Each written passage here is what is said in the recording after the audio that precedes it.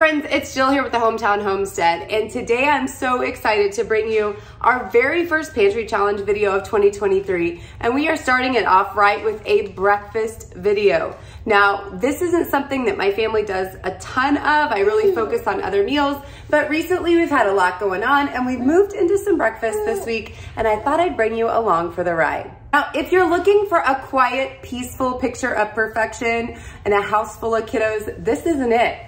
We are going to be wild, and there are going to be some jokes and some kiddos playing games. So if that's something that you're interested in, then you're in the right place. Otherwise, you need to go find somewhere else to hang out for the next few minutes. So to get this challenge started right, we're going to start off with some sourdough pancakes. So come with us and check it out.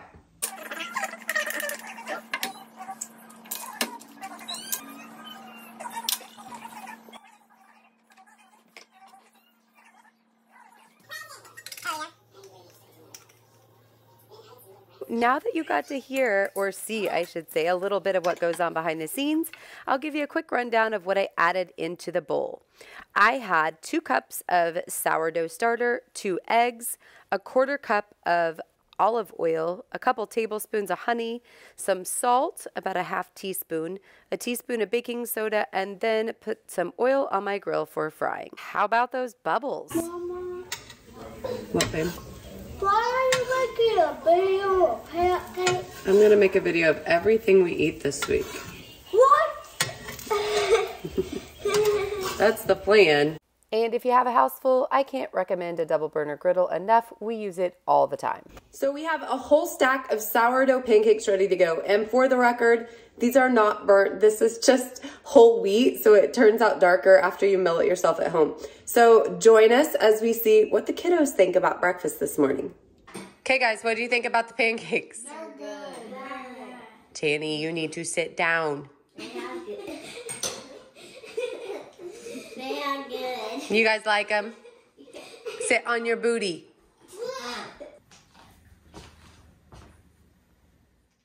Morning number 3 came with its own challenges because we were out of power. So we had breakfast by candlelight, and it was really light and easy. It is a dreary, soggy morning here at our house, and I have a guy requesting some homemade biscuits. Now, we haven't actually tried these before, but we are grinding the wheat ourselves. We're using the soft white wheat berries, and we're gonna try this out to see what we think of these biscuits at home.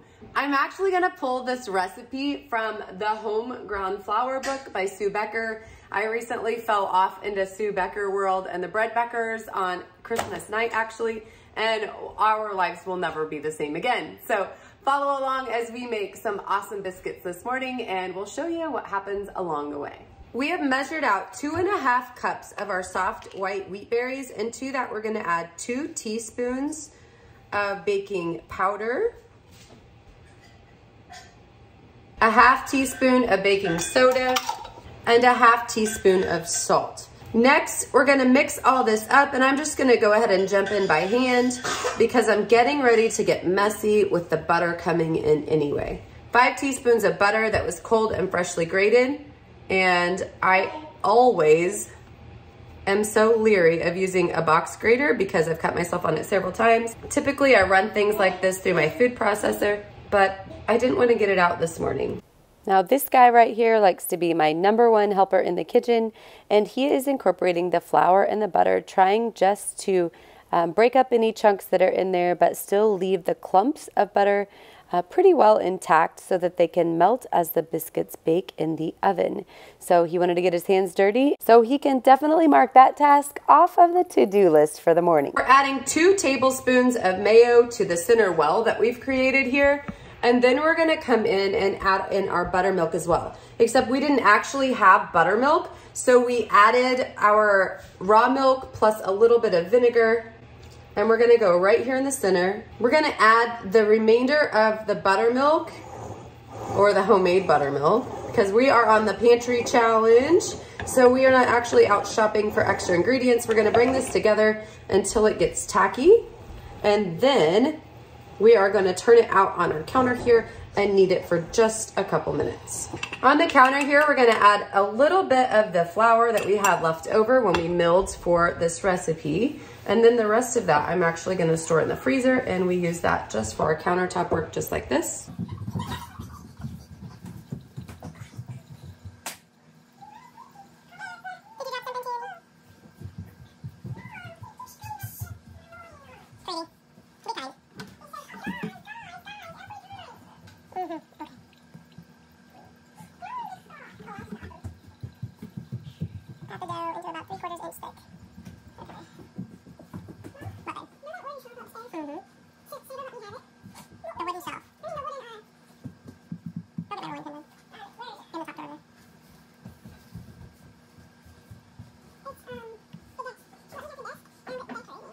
Part of homeschool is life skills, right? And today, this guy is going to learn the secrets to making sure he doesn't get his biscuit dough rolled out too thin, and that practice makes perfect isn't just something for the ball court, it's something you can apply in the kitchen too.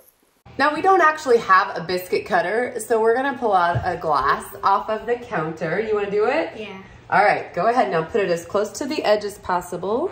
Oh, hold on. Push down. Okay, make a few more.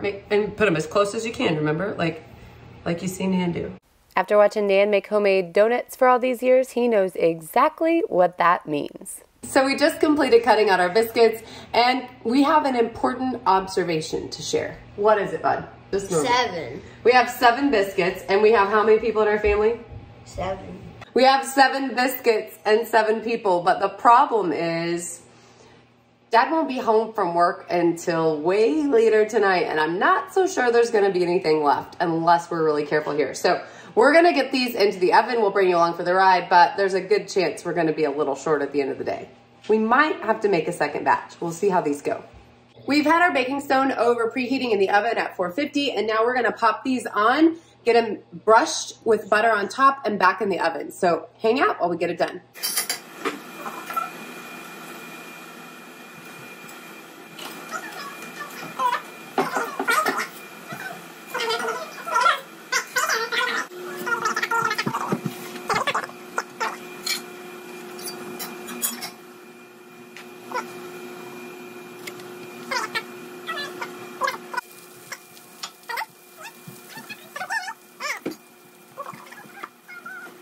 While the biscuit's in the oven, I wanted to take just a second to talk about the nutritional content of freshly milled wheat. It wasn't until recently that I discovered the vast difference in the health consequences that come along with the freshly milled stuff versus the commercially purchased stuff. And I have to tell you, my mind was blown. The Bread Beckers is a fabulous YouTube channel with hours and hours of content. I think the first one I watched Christmas night was like 3 hours long. In the middle of the night, I could not turn it off. So if you have any interest in actually looking into freshly milled wheat, I really encourage you to do it. One, the grains last forever in your pantry. And then secondly, the health benefits are just vast. So that's my commercial for the Bread Beckers, and that's my commercial for freshly milled wheat. I hope you guys are slightly inspired to look into that, because it really is amazing what changes can come into your health in just a short amount of time. So I'm gonna check on the biscuits and I'll bring you back when they're done. Okay, the biscuits are out of the oven and they look pretty good. I'll have to bring down the crew for some taste tests to see if they were a hit or a miss. What's your rating, good sir? 10 to 10. 10 out of 10?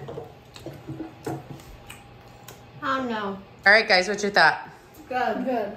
Say, you like? Good. Good. Channy, what do you think? Good. Awesome. Good. Awesome. Good. All right, good deal. Go, go. Now, Go, go. personal thought is I don't think they actually sprang up as much as I thought they would. So they're a little flat in comparison to what I had in mind, but they are crumbly and delicious, and the flavor is spot on. We have another gross morning weather-wise here, and we're gonna have some delicious French toast this morning to get everybody up and ready for this day. So come along with us, and I'll show you how I throw together something really fast that's gonna fill everybody up and get us off to a great start. The first thing I did is went ahead and turned on the burner, and then I pulled out the rest of our first brioche loaf from the week. So I'm gonna go ahead and cut this up and get our eggs cracked, and we'll get started. Get a fork out, buddy, and you can start beating those eggs up. I need a bigger something for my apple. For your apple? A bigger something, what's that mean? That means a paper. Now, I got the little lady her paper towel so she could go enjoy her apple. And over on this side, we're mixing up the eggs with some of our raw milk. And then I'm going to go over and find our favorite seasoning for breakfast, which is the cinnamon plus a few other spices added in that one of my friends gave me from Pampered Chef.